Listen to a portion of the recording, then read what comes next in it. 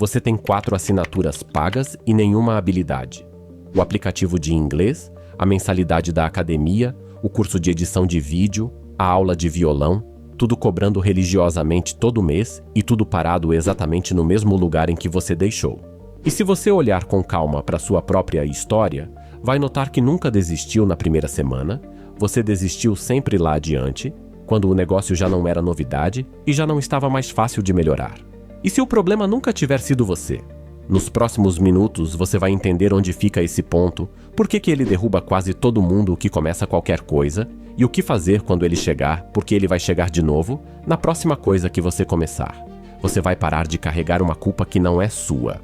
Porque isso que acontece com você é do desenho de como a gente aprende, não do seu caráter. E você vai sair daqui com um jeito diferente de enxergar o seu progresso. Um jeito que não some da sua vista justo na hora em que você mais precisa dele.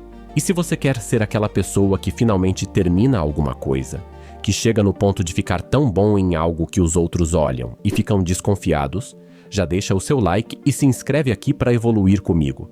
Porque neste canal a gente não vende talento e não vende atalho mágico. A gente monta plano que aguenta a semana em que dá vontade de largar. Bora! Deixa eu te falar a real sobre a crença que você carrega, provavelmente sem nem perceber que carrega. Você acredita que existem 2 caminhos para ficar muito bom em alguma coisa e que os 2 estão fechados para você. O primeiro caminho é o talento, aquele dom que a pessoa já nasceu com ele, aquela facilidade natural que faz o cara pegar o violão pela primeira vez e já tirar um som decente enquanto você fica 3 meses com o dedo doendo no mesmo acorde. O segundo caminho é o sofrimento, aquela ideia de que para ficar bom você precisa aguentar 10.000 horas de esforço bruto, acordar cedo, abrir mão de tudo, virar uma máquina de sacrifício que não sente cansaço nem tédio.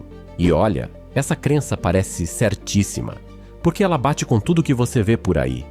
Você abre o celular e vê o cara tocando, a moça falando inglês perfeito, o editor fazendo em 10 minutos o que você levaria 2 dias para fazer, e você não viu nada do caminho. Você só viu o resultado pronto. Aí a sua cabeça faz a conta mais simples possível, que é ou essa pessoa nasceu com algo que eu não tenho, ou ela pagou um preço que eu não estou disposto a pagar. Nos 2 casos a conclusão é a mesma, e a conclusão é que não é para você, e você sai da mesa com a consciência limpa. Só que essa crença tem um furo enorme, porque se fosse falta de talento você teria parado na primeira semana, já que é logo no começo que a falta de jeito é mais gritante, é no começo que você é ruim de doer, que sai tudo errado, que você se sente ridículo. Só que você não parou ali. Você atravessou a parte mais feia numa boa, muitas vezes até se divertindo, e parou bem depois, num momento em que você já não era horrível, em que você já tinha aprendido bastante coisa. Ninguém desiste de uma coisa porque é ruim demais nela. A gente desiste quando para de sentir que está ficando melhor. E aqui está o motivo real, que é bem mais simples do que talento e bem menos dramático do que sofrimento. Nas primeiras semanas de qualquer coisa que você começa, você melhora numa velocidade absurda e melhora porque sair do zero é a parte mais fácil do processo inteiro. Você não sabia segurar um instrumento e agora sabe. Você não conseguia dizer uma frase e agora consegue. Você não sabia nem abrir o programa e agora já abre e mexe. Cada dia entrega uma vitória visível, e essa sensação de estar evoluindo rápido é gostosa demais. Ela é o combustível que te faz voltar no dia seguinte sem precisar de disciplina nenhuma. Só que essa velocidade não continua, e ela não continua para ninguém, em nada. Uma hora a curva achata, e aí você entra naquele período em que passam dias, passam semanas, e você toca igual, fala igual, edita igual. E a sensação é de que você travou. Costuma ser por volta da 3ª ou da 4ª semana, mas o relógio importa menos que o que acontece com você ali dentro. Você não travou. O progresso continuou acontecendo, ele só ficou pequeno demais para você conseguir enxergar de um dia para o outro. E a diferença entre o seu domingo e a sua segunda virou uma coisa fininha demais para sua percepção captar. E é aqui que a armadilha se fecha. Porque durante todo esse tempo você estava usando uma coisa como termômetro e essa coisa era a velocidade da melhora. Enquanto você melhorava rápido, o termômetro subia todo dia e você tinha prova de que estava indo bem. Quando a curva achatou, o termômetro parou de subir e você leu isso como estar parado, quando na verdade só o instrumento de medição tinha quebrado.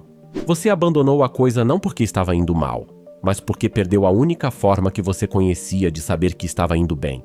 E sobre aquela conta das 10.000 horas, ela também merece uma correção, porque ela nunca foi bem o que te contaram. O pesquisador que deu origem a ela, um sujeito chamado Anders Ericsson, estudou violinistas numa academia de música de Berlim lá em 1993 e descobriu que 10.000 horas era só a média do grupo mais avançado, sendo que metade daquele grupo nem tinha chegado a esse número. Um escritor pegou essa média e transformou num número mágico dentro de um livro, simplificando demais uma coisa bem mais sutil. E o Ericsson passou o resto da vida explicando que não tem nada de especial nesse número, e que o que separava os melhores não era o tanto de horas, era o que acontecia dentro delas. Mas na real, você nem precisa de pesquisador para saber disso. Você sente na pele toda vez que passa 2 horas repetindo o que já sabe fazer, e sai igual, e passa 20 minutos apanhando na parte difícil e sai diferente. Então vamos para o que interessa, que é o que fazer com isso na segunda-feira de manhã, na vida real, com o seu tempo curto e a sua energia limitada. Passo 1. E esse é o passo que carrega o vídeo inteiro, você vai trocar de termômetro. Se a sensação de estar melhorando some justamente no meio do caminho, ela não serve para medir nada, e você precisa de uma medida que continue funcionando quando a melhora ficar invisível. A nova medida é a repetição feita.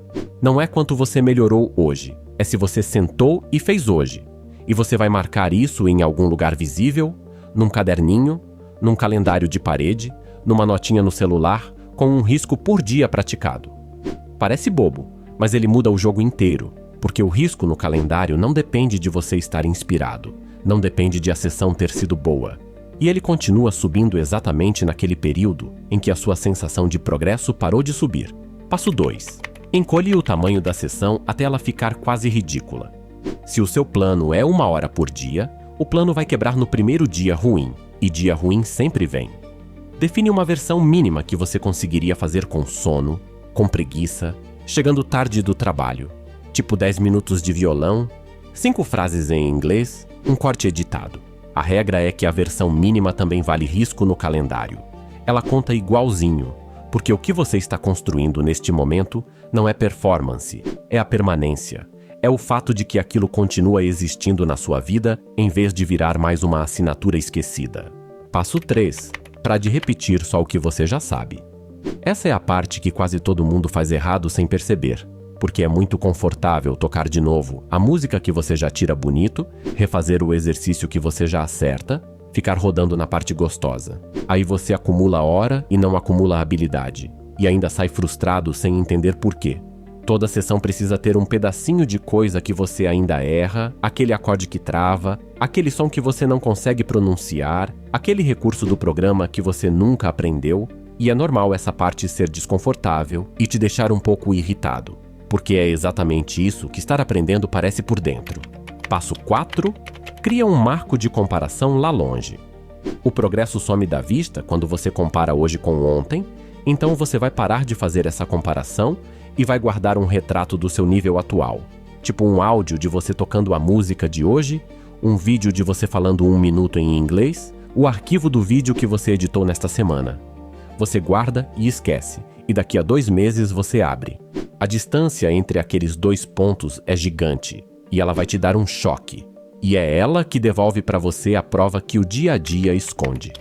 Passo 5. E esse é para você que já desistiu de tudo umas 10 vezes, e por isso acha que dessa vez também vai desistir.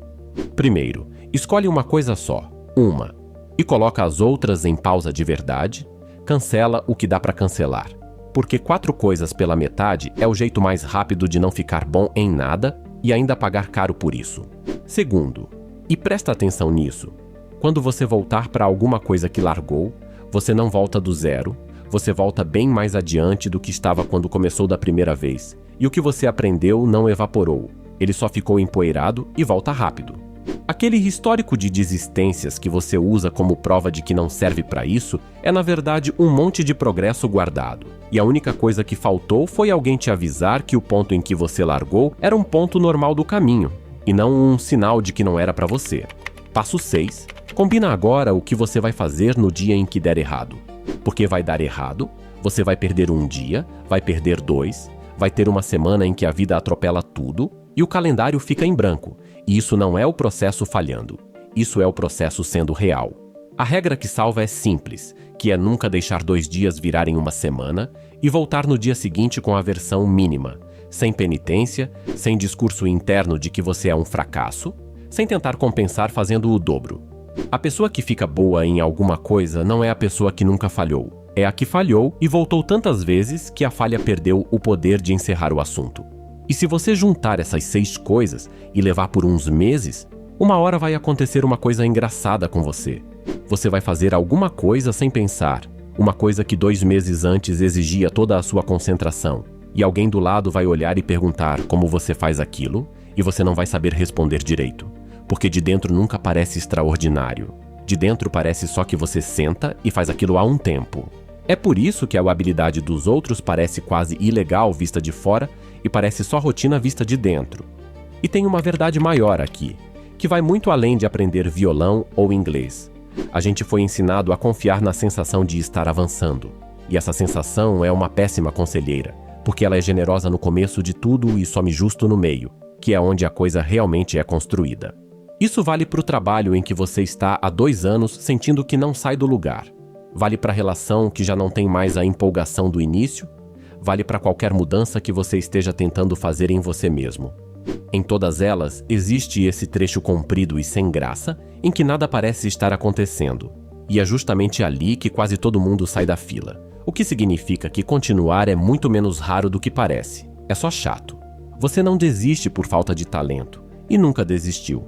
Você desiste quando o progresso fica pequeno demais para enxergar, e agora que você sabe a hora em que isso chega, ela perde a maior parte da força que tinha sobre você. Agora me conta aqui nos comentários. Qual foi a coisa que você mais tentou aprender e mais largou na vida? E quanto tempo você acha que tinha durado antes de largar? Eu quero ver quantas dessas histórias param exatamente no mesmo ponto, porque acho que você vai se surpreender lendo os outros comentários. E se isso aqui fez sentido para você, deixa o like e se inscreve, que na próxima a gente continua construindo essa versão sua, que termina o que começa.